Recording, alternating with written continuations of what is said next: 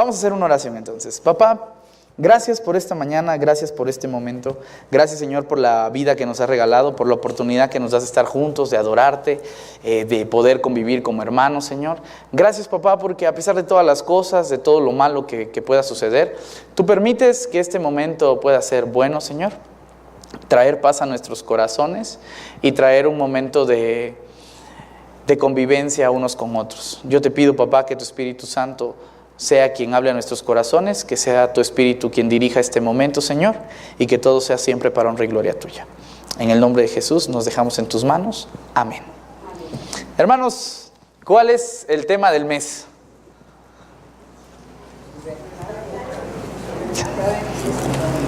Andan sin ganas hoy.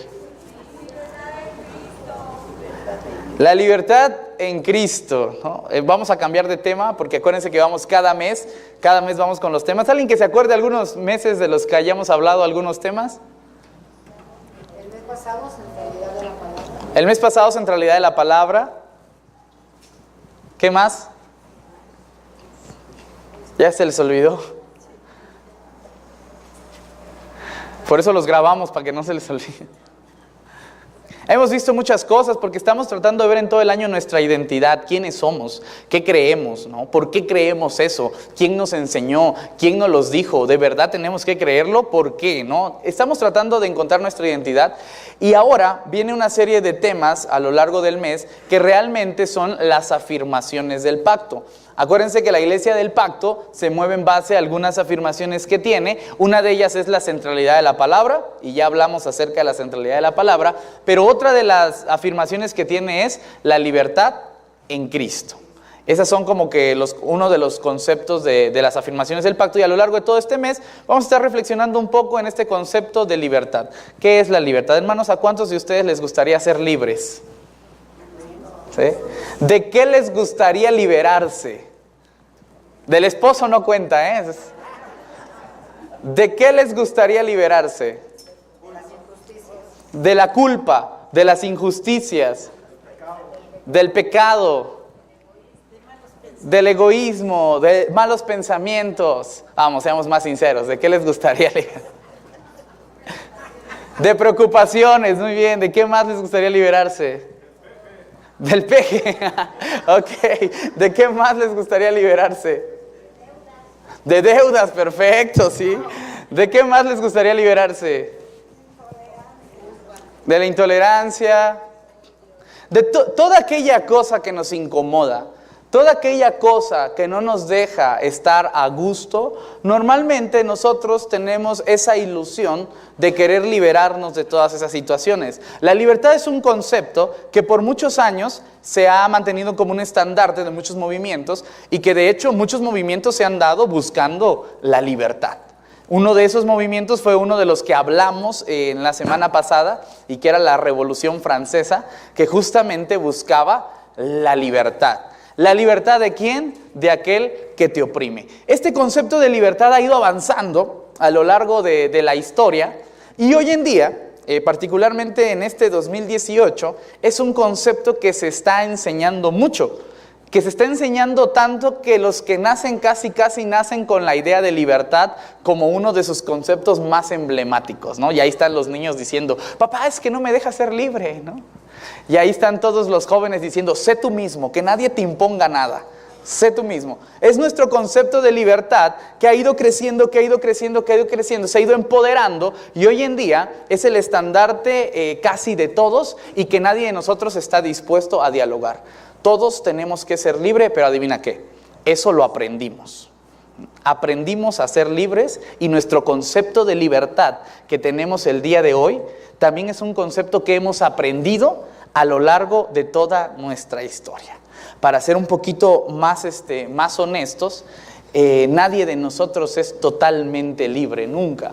¿Por qué? Porque siempre dependemos de los que estamos aquí.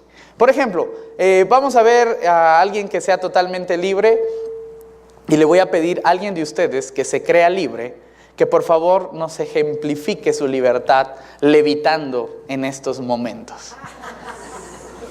¿Hay entre vosotros, queridos hermanos, alguien que pueda demostrarnos su libertad levitando? y violando aquellas leyes y reglas, las cuales no podemos, supongo yo, a menos que alguien de verdad se crea libre de todo y que pueda hacerlo, ¿no? Bueno, no son del todo libres, porque ustedes no pueden hacer lo que ustedes quieran. Alguien, hermanos, que diga en estos momentos que se va a volver rico, así, ya. ¿Quién de ustedes se puede volver rico en estos momentos? Que nos enseñe la receta, por favor, porque la necesitamos. Ahorita. No me vayan a decir, sí, miren, hay que trabajar, hay que echarle ganas. Eso todos lo sabemos, ¿verdad? Pero alguien que en estos momentos pueda romper todas las reglas económicas que existen y que diga, a partir de ahora me vuelvo rico. Tampoco creo que pueda. ¿Por qué? Porque no podemos ser del todo libres en este mundo en el cual está cubierto de leyes y de reglas. La libertad es un falso concepto que nosotros tenemos para querer emanciparnos de la responsabilidad que cada uno de nosotros tiene. Y entonces, como no queremos afrontar nuestra responsabilidad, nosotros mismos decimos, seamos libres. ¿Sí? Como yo, como chavo, no quiero afrontar la responsabilidad que es vivir en casa de mis padres, entonces, ¿yo qué busco? La libertad, ¿no? Como yo, como ciudadano, no quiero afrontar la responsabilidad que significa ser ciudadano de un país, entonces, ¿yo qué busco? La libertad. Como yo, como religioso o como persona de un movimiento religioso llamado cristiano, ¿son cristianos, sí o no? ¿No? ¿Sí? No quiero afrontar la responsabilidad que significa ser religioso, entonces, ¿qué busco? La libertad. Todas las personas en este día estamos buscando esa libertad por una razón que está detrás de todos nosotros, y es no queremos ser responsables de lo que verdaderamente nos toca hacer. No queremos vivir bajo esas reglas, no queremos estar sometidos a algo, sino que queremos hacer lo que queramos. La gran pregunta es, ¿qué quieres hacer? Porque estoy seguro que lo que quieres hacer tampoco lo pensaste libremente. Alguien te enseñó, alguien te dijo que eso es lo que querías hacer. Y entonces decimos, caray, realmente vivimos muy esclavos de muchas cosas. Y sí, realmente sí. Cuando tú eres niño, alguien te enseña lo que tú quieres llegar a hacer. Te lo puede enseñar tu papá o tu mamá, pero también te lo puede enseñar tu iglesia, pero también te lo puede enseñar la sociedad, o te lo puede enseñar la televisión. Hoy en día seguramente te lo enseña el internet. Pero muchas personas tenemos un ideal de lo que queremos llegar a hacer y creemos que en nuestra libertad queremos alcanzar eso. Uy, pero déjame tirar un poco de esos falsos metarrelatos, porque en tu libertad tú realmente no quisiste ser eso. Alguien nos enseñó a hacer eso. Un claro ejemplo es que hace algunas generaciones el sueño de muchas mujeres era casarse con un hombre que tuviera un empleo estable, ¿no? Un empleo reconocido, porque eso era lo que les enseñaron que eran buenos. Y las mujeres desde muy pequeñas decían, ay, el día que yo me case, voy a tener una familia, mi esposo, mi esposa, 2 hijos, ¿no? Y ese era el estándar que se habían imaginado, porque era el estándar que les habían enseñado en muchos lugares, ¿sí? Anteriormente incluso les habían enseñado, se van a quedar en casa. Las mujeres ahí en casa tienen que aprender a cocinar, tienen que aprender a lavar, tienen que aprender a planchar, tienen que aprender a coser, pues si se le rompe el botón a la camisa del esposo. Y entonces se fue planteando un estándar en el cual muchos crecieron con la ilusión de cumplir ese estándar. Pasó el tiempo y el estándar se fue quebrando un poco, y después muchas mujeres en este proceso histórico dijeron, es que mi sueño ya no es llegar a casa y tener una familia y servirle la comida a mi esposo, ya no quiero eso. ¿Ahora qué quiero? Ahora quiero estudiar, quiero trabajar, quiero realizarme profesionalmente como persona. Y entonces los papás decían, ¿y el esposo quién le va a dar de comer? ¿No? Y entonces las mujeres decían, pues que se prepare solo, ¿no? También sabe hacerlo. El estándar fue cambiando, ¿saben por qué? Porque hubo una enseñanza que hizo que el estándar fuera cambiando. Hoy en día tú les preguntas a los adolescentes, bueno, ¿y cuál es tu sueño? Y te van a decir viajar. Y te van a decir comprar cosas, ¿no? Sí, me gustaría recorrer todo el mundo, porque los estándares los seguimos aprendiendo y seguimos avanzando en este proceso en donde alguien nos está diciendo qué pensar, que creer, que nos tiene que gustar. Y hermanos, para ser sinceros, esas personas que nos están enseñando, ni siquiera es la iglesia a veces, aunque a veces sí, pero tampoco son los padres, porque a veces los padres ya no tienen mucho contacto con sus hijos. A veces puede ser esa misma sociedad, esa misma mercadotecnia o toda esa publicidad que hay alrededor del mundo que nos está creando un ideal nuevo de persona. ¿Qué quiero decir con todo esto, hermanos? Que desgraciadamente mucho de lo que creemos y mucho de lo que pensamos no es algo que Dios nos haya dicho. No es algo que Dios nos haya enseñado. Es algo que nosotros mismos hemos ido construyendo para sentirnos bien entre nosotros mismos. ¿Sí? Y entonces mucho de lo que hacemos no es un deseo de Dios, es un deseo de nosotros mismos. Esa es como que nuestra realidad en todo asunto, y nos vamos esclavizando unos a otros porque el más fuerte es el que gana, ¿no? Y el más fuerte es el que termina imponiendo esa verdad. O sea, ¿vamos bien hasta acá, hermanos? Es como que la introducción de la esclavitud para entender si somos esclavos de algo, entonces nos tenemos que liberar de algo. Porque si no somos esclavos de nada, pues ¿de qué nos vamos a liberar? ¿Estamos de acuerdo? Hay que entender de qué somos esclavos en todo el proceso para liberarnos. Religiosamente, en todo este concepto, Pablo va a ir construyendo una idea acerca de la esclavitud y la va a comparar con algún acontecimiento para después expresar la libertad. Para Pablo, la esclavitud es muchísimo más profunda que lo que nosotros podamos decir, enseñar o actuar. Para Pablo hay un concepto que nos está manteniendo sometidos a todos nosotros, dice Pablo, y ese concepto se le llama pecado. ¿Sí? Y esa cosa que no sabemos qué es, pero ahora vamos a ir definiendo, nos está esclavizando a todos. Vamos a hacer la pregunta del millón: ¿cuántos de nosotros hemos pecado alguna vez en la vida? ¿Ven que sí? Nos ha esclavizado un poquito, pero supongamos que hemos pecado, pero ya no. Entonces, ¿cuántos de nosotros pecamos el día de hoy? Ay, yo hoy no pequé. Igual y pequé ayer un poquito, pero hoy ya no. Entonces, hermanos, este concepto de pecado, dice Pablo, que está en lo más profundo del corazón del ser humano y que nos ha mantenido esclavos por mucho tiempo. ¿Qué es este concepto de pecado? A lo que yo le he venido llamando en toda esta enseñanza el ego, el yo del ser humano que quiere siempre imponerse por sobre los demás. Cada vez que el ser humano busca su propio beneficio y no le importa aplastar al otro por conseguirlo, está en pecado. A mí me gusta mucho utilizar este ejemplo del adulterio, ¿no? ¿Cuántos han adulterado, hermanos? No lo van a decir. En este concepto del adulterio, uno siempre está buscando el bienestar propio. Hasta el día de hoy yo no he conocido a un adúltero que diga: ay, pobrecita la vecina, voy a adulterar con ella, ¿no? Por amor a ella. No, o sea, uno siempre está buscando su beneficio, su deseo personal, y con tal de conseguir esa satisfacción personal está dispuesto a pasar por encima del otro. A este concepto es al que se le llama pecado. Cuando un ser humano está dispuesto a atropellar al otro con tal de satisfacer su propio deseo, le estamos hablando de pecado. ¿Qué pecados conocen, hermanos, ustedes que son conocedores en el tema? ¿Qué pecados conocen, hermanos? La mentira, porque mentimos. ¿Otro pecado? La envidia, porque envidiamos. ¿Otro pecado? La soberbia, porque soberbizamos.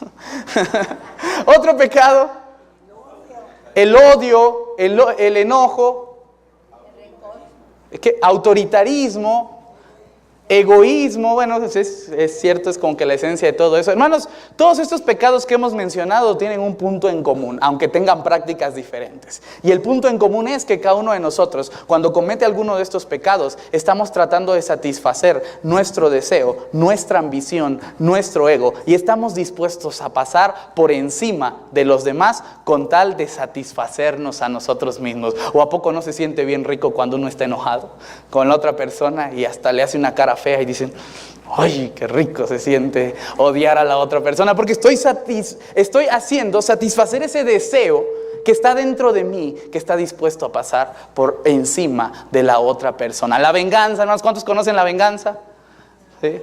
O este es un mundo paralelo en el cual nosotros, los del Dorado, no conocemos el mundo de la venganza. Pero en la venganza, hermanos, Nosotros nos sentimos agredidos por el otro y nuestro corazón nos dice: ¿cómo puede ser posible que tú permitas que el otro se enorgullezca del daño que te ha hecho? Si él te debe 10, tú tienes que hacerle 20 para que queden a mano, caray. Y entonces, cuando tú logras ejercer esa venganza y logras hacer que la otra persona quede en inferioridad a ti, el deseo dentro de tu corazón dice: no. Como cuando te tomas una coca bien fría en un día de mucho calor. Qué rico se siente, ¿a poco no? Yo sé que a muchos se les antojó una coca en este momento. A mí también, hermanos, por si acabando el culto quieren satisfacer al pastor, una coca sin problemas, no pasa nada. Pero hermanos, este deseo de bienestar personal es a lo que nosotros le estamos llamando pecado, porque estamos dispuestos a atropellar al otro. Hermanos, ¿qué sería lo contrario al ego? ¿Qué sería lo contrario al pecado? ¿Qué es aquello que es contrario que atropellar al otro y pasar por encima del otro? ¿Qué será? El amor, perfectamente. El amor, justamente, si te das cuenta en su definición, es lo contrario al ego, porque el amor está dispuesto a dar todo. ¿Por quién? Entonces, si te das cuenta, estos son los dos conceptos que están confrontados en la Biblia: pecado versus amor, porque el pecado es pasar por encima del otro y amor es dar todo por el otro. Hermanos, ¿cuántos de ustedes aman? Ay, ¿cómo les costó? ¿Qué pasa? ¿Cuántos de ustedes están dispuestos a dar todo por otro? ¿Sí? Eso se le llama cristianismo. El que no esté dispuesto a hacerlo está llamándose pecador. Por eso vamos a poner un ejemplo clásico de la Ciudad de México. Un lunes por la mañana, a eso de las 6, 7, 8, ¿no? Cuando uno tiene que salir de su casa para llegar al trabajo. Y entonces ustedes, conocedores de esta fabulosa ciudad, se van a dar cuenta que es un momento muy estresante salir a esa hora, ¿a poco no? Porque cuando tú sales a esa hora sabes que todo mundo va tarde, sobre todo si es lunes, porque no dormiste bien, porque lo que más quieres es quedarte dormido en lunes, y sin embargo tienes que ir al trabajo. Y en la Ciudad de México hay una particularidad, y es que el ser humano que va a un lado tuyo tiene la misma intención que tú de llegar en ese lugar libre que se encuentra en medio. Tú estás manteniendo y defendiendo tu carril, pero el otro ser humano se te quiere adelantar para meterse en tu carril. Y entonces tú tienes dos opciones: enojarte y decir: ¡ay, humanos!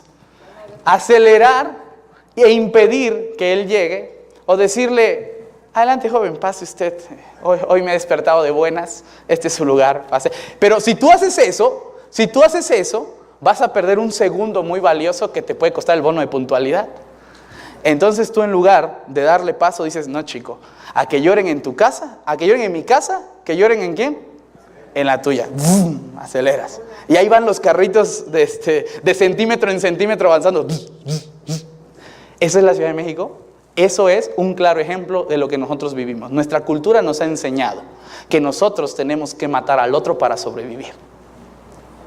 ¿Eso nos ha enseñado nuestra cultura o no? ¿Sí? Bueno, a eso se le llama pecado. El cristianismo nos enseña algo totalmente diferente a eso. Y nos dice que el que quiera vivir tiene que dar su vida por el otro. Caray, ¿qué se habrá fumado Jesús cuando estaba compartiendo eso? ¿En qué mundo vivía Jesús? ¿A quién se le ocurre enseñarnos que tenemos que ceder por el otro? Bueno, al tipo que inventó todo esto y que sabe que esa sería la forma correcta en la que funcionarían las cosas. Desgraciadamente, hermanos, todos nosotros tenemos inyectada una bacteria en lo más profundo de nuestro ADN que se llama pecado, y nos va a costar muchísimo sacarla de ahí. ¿Estamos de acuerdo? ¿Sí? Qué bueno, hermanos. Entonces va a llegar Pablo. Y Pablo va a decir algo muy importante. Ahora sí vamos a leer el texto bíblico. Pablo va a decir entonces, después de dar toda una explicación acerca de la muerte de Jesús, del sacrificio de Jesús, y entonces Pablo va a decir lo siguiente: ¿qué pues diremos? ¿Perseveraremos en el pecado para que la gracia abunde? Hermanos, ¿por qué somos salvos? Por gracia, ¿no? ¿Qué hace la gracia con nosotros? Nos limpia del pecado, ¿no? Dice que nos limpia del pecado. Y entonces va a decir algo muy interesante Pablo: porque donde abundó el pecado, yo sé que se lo saben, sobreabundó la gracia. Donde abundó el pecado, sobreabundó la gracia. ¿Qué quiere decir esto, hermanos? Que si nosotros hemos pecado en una escala del 1 al 10, 10, no creo que hayamos pecado menos, entonces la gracia nos da 11. ¿Sí? ¿Qué pasaría según esta lógica occidental que tenemos? ¿Qué pasaría si a mí se me ocurre pecar 11? La gracia me daría 12. Y si a mí se me ocurre pecar 15, pues la gracia me daría 16. Y si se me ocurre pecar 20, la gracia me daría 21. ¿Estamos de acuerdo con esta lógica occidental, estas matemáticas perfectas? Y entonces es muy fácil para la gente pensar que entre más peque, pues va a tener más gracia. Y si pecamos más y vamos a tener más gracia, pues entonces sigamos pecando. Al fin y al cabo, la gracia siempre va a ser mayor que nuestro pecado. ¿A poco no? Ese es el problema que tenemos todos nosotros cuando hablamos de la gracia y pensamos que entre más pequemos, más gracia va a haber. El gran problema es que yo supongo que los que piensan así es porque realmente no están dentro de la gracia y están creyendo cosas que quizá no lo son. Porque Pablo dice, ¿qué pues diremos? ¿Perseveraremos en el pecado para que la gracia abunde? En ninguna manera. Porque los que hemos muerto al pecado, ¿cómo viviremos aún con él? ¿O no sabéis que todos los que hemos sido bautizados en Cristo Jesús, hemos sido bautizados en su muerte? Pregunta, ¿saben cuántos se han bautizado? Quiero saber quién ya se bautizaron. El que no se salvó. Pero los que ya se bautizaron, quiero preguntarles, ¿saben ustedes que han sido bautizados en la muerte de Jesús? ¿Sí se los contaron antes de bautizarlo? Dijeron, ay, el agua como sea, ¿no? ¿Sí les contaron que cuando se bautizaron en la muerte de Jesús? ¿Y qué significa bautizarse en la muerte de Jesús? Esta es la analogía que va a hacer Pablo del bautismo en este momento. ¿Qué significa haber muerto con Jesús? Haber muerto al pecado, resucitar. Ok, sí, mucho de eso tiene razón. Pablo va a hacer una analogía de la muerte de Jesús, de cómo nosotros deberíamos comportarnos. Y entonces Pablo va a decir lo siguiente. Ustedes conocen de qué se trata la muerte de Jesús, ¿no? Jesús un día vino, murió. Todos sabemos que murió. ¿Pero qué pasó con Jesús después de su muerte? Resucitó. ¿Sí? Entonces vamos a hablar ahora de la muerte y de la resurrección. Es la analogía que Pablo está utilizando para explicar esto. Y entonces va a decir, cada vez que ustedes sean bautizados, ven que cuando los sumergen en el agua, los meten al bautisterio, a los que se bautizan por inmersión, a los que se bautizan por aspersión tendrán que tener buena imaginación, pero los que se bautizan por inmersión, los meten al agua, y eso simboliza que han muerto, y que cuando salen, significa que han resucitado. Entonces para Pablo en este momento hay dos conceptos: los que están vivos pero no han muerto, los que están muertos y los que han resucitado. Y la pregunta para Pablo es, ¿quiénes son ustedes? ¿Son los que siguen vivos o los que ya murieron y resucitaron? Esa es la pregunta de Pablo en este momento. Y entonces él dice, todo aquel que ha muerto, que ha sido bautizado, ha muerto y ha resucitado. Esa es la imagen que Pablo está abordando ahorita la terminamos de ejecutar. Dice, porque somos sepultados juntamente con él para muerte por el bautismo, a fin de que como Cristo resucitó de los muertos por la gloria del Padre, así también nosotros andemos en vida nueva. Esto es bien importante, hermanos, para que así como Él resucitó por la gloria del Padre, así también nosotros andemos en vida nueva. Hermanos, ¿qué probabilidades hay de que si el día de hoy yo saco una pistola, me doy un tiro en la cabeza y me suicido y quedo aquí muerto, qué probabilidades hay de que yo resucite? ¿Del 1 al 100? Ay, qué manchados no creen en mí. ¿De verdad 0? Ok, está bien. ¿Qué probabilidades hay de que usted ahora mismo cambie su corazón pecaminoso por un corazón de amor? Agustín, agradezco tu honestidad el día de hoy. Efectivamente, hermanos, yo creo que 0. Si alguien de ustedes es un poco más optimista que yo, podrá ponerle 1. No creo que pueda poner más. Pero ¿qué porcentaje de probabilidades hay de que el día de hoy nosotros dejemos a un lado nuestro ego y empecemos a amar? Yo no soy tan optimista, hermanos. Yo de verdad creo que eso es de las cosas imposibles que tenemos como seres humanos. Pero Pablo entonces va a hacer esta analogía. Así como es tan imposible que un sujeto muera y resucite, así tan imposible es que usted cambie su corazón pecaminoso por un corazón de amor. Pero si la gloria del Padre fue capaz de resucitar a una persona, esa misma gloria puede ser capaz de cambiar tu corazón. ¿Cómo la ves? Esa es la idea. Ahora, viene la pregunta del millón. ¿Cuántos ya se murieron? Nadie ve así acá, no se han muerto. Y como nadie se ha muerto, nadie ha resucitado. En este sentido literal de lo que es muerte y resurrección. Pero ¿cuántos de ustedes ya han cambiado el 100% de su corazón? El 50, el 20, el 10, el 1, el 0.5. Los decimales cuentan, hermanos, no se preocupen. Esa es la gran pregunta que tenemos como cristianos. ¿Cuántos hemos sido capaces de resucitar completamente, de morir completamente y de resucitar completamente? Esa es la pregunta. Vamos a seguir leyendo el texto hasta llegar al 14 y ahí hacemos una reflexión más. Porque si fuimos plantados, voy en el 5, juntamente con Él en la semejanza de su muerte, así también lo seremos en la de su resurrección. Sabiendo esto, que nuestro viejo hombre o mujer, voy a agregar para que no me linchen, fue crucificado o crucificada juntamente con Él, para que el cuerpo del pecado sea destruido, a fin de que no sirvamos más al pecado. Todo esto tiene un sentido y es no servir más al pecado. Si no alcanzamos el objetivo, creo que estamos fallando en algo, pero hay un objetivo. Y si morimos con Cristo, dice, creemos que también viviremos con Él, sabiendo que Cristo, habiendo resucitado de los muertos, ya no muere. La muerte no se enseñoreará más de Él. Hermanos, si Jesús murió y resucitó, ¿creen que va a volver a morir?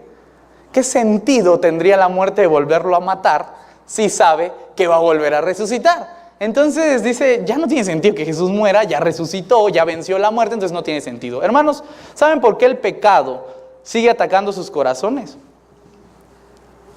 Porque no lo han vencido. Porque el día que lo venzan, el mismo pecado va a decir, ¿qué sentido tiene que yo lo siga mortificando si ya me venció? ¿Qué es la analogía que Pablo está haciendo de la muerte? ¿Qué sentido tiene que yo mate a alguien que va a resucitar? No hay sentido. ¿Qué sentido tiene que yo ande tentando a alguien que no va a pecar? No tiene sentido. Pero como todavía pecamos, y porque todavía no hemos matado ese pecado, es que nuestro mundo está lleno de tentaciones que nos mueven a seguir pecando. La exhortación del Pablo en este momento es esa. Si ustedes matan ese cuerpo y resucitan, la muerte ya no se va a enseñorear de ustedes. El gran problema es que parece ser que no lo hemos podido matar. Ese sería el dilema en este momento. Seguimos. Porque en cuanto murió, el pecado murió una vez por todas, mas en cuanto vive, para Dios vive. Ay, caray, a ver, ¿cómo que el pecado murió una vez por todas? Si yo todavía sigo pecando. ¿Qué pasó ahí? ¿No que el pecado ya había muerto? ¿Por qué entonces yo sigo pecando? ¿Sí? Porque usted no lo ha matado, pues. Usted dice, ay no, ¿cómo lo voy a matar a mi pecado? Si tan bonito, tan lindo, tan tierno mi pecado, ni modo que yo le haga daño a mi pecado. No, yo aquí lo estoy guardando, ¿sí? Mi pecado me hace compañía, mi pecado me hace bien, mi pecado me ayuda en los momentos de soledad. ¿Cómo voy a matar a mi pecado? ¿Sí? Entonces, no nos atrevemos a matarlo y por eso sigue vivo en usted, porque usted ha querido. Así también vosotros, considerados muertos al pecado, pero vivos para Dios en Cristo Jesús, Señor nuestro. No reine pues el pecado en vuestro cuerpo mortal, de modo que lo obedezcáis en sus concupiscencias. Ni tampoco presenten vuestros miembros al pecado como instrumentos de iniquidad, sino preséntense ustedes mismos a Dios como vivos de entre los muertos. Porque el pecado no se enseñoreará de vosotros, pues ya no estás bajo la ley, sino bajo la gracia. Entonces toda la teoría de Pablo es que dice, sí existe, chicos, la posibilidad de ser libres del pecado. Sí existe. Pero para que ustedes accedan a esa posibilidad, lo primero que tienen que hacer es matar su viejo hombre, su vieja mujer, su vieja... No vengan a matar al marido, ¿no? Es a uno mismo, ¿no? Y resucitar. Eso es lo que usted tiene que hacer. ¿Alguien de aquí ha estado a punto o al borde de la muerte? ¿Alguien ha tenido esa experiencia? ¿Cómo se siente estar al borde de la muerte? Alguien que nos diga así en 2, 3 palabras cómo se siente. Ahí, Adolfo, ¿cómo? Te pasa toda tu vida. ¿Te sentiste nervioso, con miedo? Sí, ok, perfecto. ¿Alguien más que haya estado al borde de la muerte? Alfredo, creo que ahí levantaste la mano. ¿Qué sentiste? Ok, en 3 palabras no se puede. ¿Alguien más que haya estado al borde de la muerte que diga en 3 palabras más o menos lo que pudo haber sentido? ¿No? Yo no sentí Nada. Ok. no sentí, estuve en coma, Y no sintieron nada.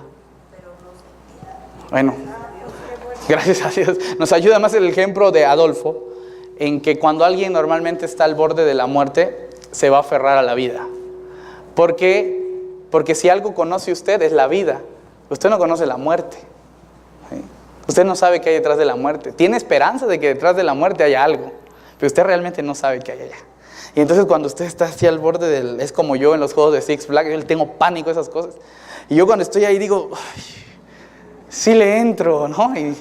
Y uno se siente miedo, ¿no? Uno dice, ¿y qué va a pasar? ¿No? Uno no sabe. Y normalmente uno se va a tratar de aferrar a la seguridad que uno tiene. Con esto te quiero decir una sola cosa, hermanos. Morir no es sencillo. Si morir fuera sencillo, y me refiero metafóricamente ahora sí a matar a nuestro ser humano, entonces ya todos nosotros nos hubiéramos muerto. Pero no es sencillo, porque ¿a quién de nosotros le gustaría dejar a un lado todo eso que ha construido durante toda su vida? Estabilidad económica, trabajo, amistades, creencias, ideologías. ¿Sí? ¿A quién de ustedes le va a gustar dejar todo eso que ha construido durante toda su vida? No va a ser fácil, hermanos. Si morir fuera fácil, ya todos hubiéramos muerto. Al pecado, ¿sí? Porque el pecado es bonito, ¿a poco no? El pecado nos gusta, ¿a poco no? El pecado nos da buenas cosas, ¿a poco no? A veces no tan buenas, ¿verdad? Y a veces mejores. Pero hermanos, Pablo nos está exhortando algo y nos está diciendo, si alguien se hace llamar cristiano, es porque tiene la obligación moral de matar a su persona antigua para que ésta resucite en una nueva persona. Y todas esas cosas que usted juró que nunca iba a hacer, ¿qué cree? Chance y sí las hace. Ejemplos. Nunca le voy a hablar a esta persona. Ahí se la dejo, ¿no? Yo nunca me sentaría al lado de tal persona. Ahí se los dejo. Yo nunca perdonaría a esta persona que me hizo daño. Ahí se las dejo. Hermano, si usted quiere acariciar su pecado y mantenerlo vivo, yo lo respeto. Pero como pastor le digo, no es cristiano. Yo lo respeto, de verdad que lo respeto, sin problema. Pero eso no quiere decir que esté de este lado de la familia. Porque si alguien quiere seguir a Jesús, tiene que matar a su persona anterior o esforzarse por hacerlo y tratar de resucitar juntamente con él. El día que se atreva a hacerlo, ese día va a ser libre. Porque mientras usted no lo haga, usted es esclavo del pecado. Esclavo del odio, esclavo de las riquezas, esclavo de la necesidad, esclavo de la baja autoestima, esclavo del coraje, esclavo de un montón de cosas. Ahora sí, pregunta final, hermanos, con esto me voy, se los prometo. ¿Alguien quiere ser libre? ¿Sí? ¿Les va a costar un montón? matarse a sí mismos. Suicidarse, pues. Es que si lo digo así suena muy feo. Les va a costar un montón. Pero si ustedes quieren, así como Dios, con su gloria y su poder, hizo que Jesús resucitara entre los muertos, así yo les aseguro que Dios, con su gloria y su poder, va a lograr que su vida cambie. Si usted cree en eso, entonces yo creo que podemos empezar a ser libres. Amén, hermanos. Ok, vamos a hacer una oración y le vamos a pedir a Dios que nos ayude en este proceso de libertad. Oremos. Papá, venimos delante de tu presencia, primeramente para reconocer que no queremos, que de verdad no queremos entrarle porque nos cuesta muchísimo. Porque hemos amado esta vida, hemos amado nuestros deseos, hemos amado todo lo que hemos construido. Y yo creo que tú nos comprendes, papá, cuando nos ves y te das cuenta que no queremos dejar esta vida, porque de verdad que ha sido muy buena. Pero pues esta vida no siempre ha llevado cosas positivas, también hay muchas cosas negativas en ellas, que son las que queremos ofrecerte, Señor. Son las que queremos dejar a un lado. Papá, yo de verdad que creo en tu proyecto de salvación. Y yo creo que tú puedes cambiar corazones. De verdad que lo creo, Señor. Yo creo que nos duele, yo creo que nos cuesta, pero yo creo que puedes cambiar corazones. Por eso, Señor, yo no lo voy a hacer. Y ellos no lo van a hacer.